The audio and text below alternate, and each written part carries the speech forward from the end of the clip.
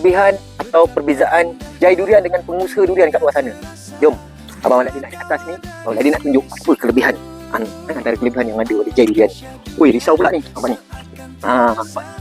Buat buah dia. So, ini Blackthorn dekat Jai Durian 13 ni. Bukan sekadar Blackthorn ada Musang King, ada IOI, ada Kanghai, ada D13, D24, udang merah, macam-macam lagi ada. Tengok ni, buah baik kan? Okay. Kan? Baik kan buah dia kan? So, inilah antara janji kita di Jai Durian 13 ni, kita nak menyajikan buah durian yang terbaik untuk korang. Bukan sekadar makan durian, tetapi kita nak kongsikan pengalaman yang tak terlupakan menikmati King of Fruit dari Pontian. Dan keistimewaan kita, Jai Durian ini, kita ada dusun durian sendiri. Nampak sana ada kita punya geng yang tengah buat kerja-kerja pemasangan tali. Ni tali, ni baru siap tadi Abang Aladin pasang. Tu. Nampak?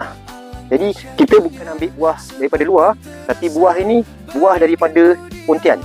Buah-buahan tempatan kita ada 100 ekar dekat Pontian ni, dekat Rambas, kat Pekan Nenas, kat Uluco. Ini kita berada dekat kebun 22 ekar.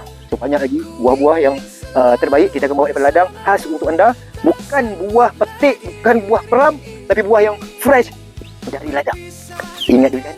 Ingatlah, Jai Durian 13.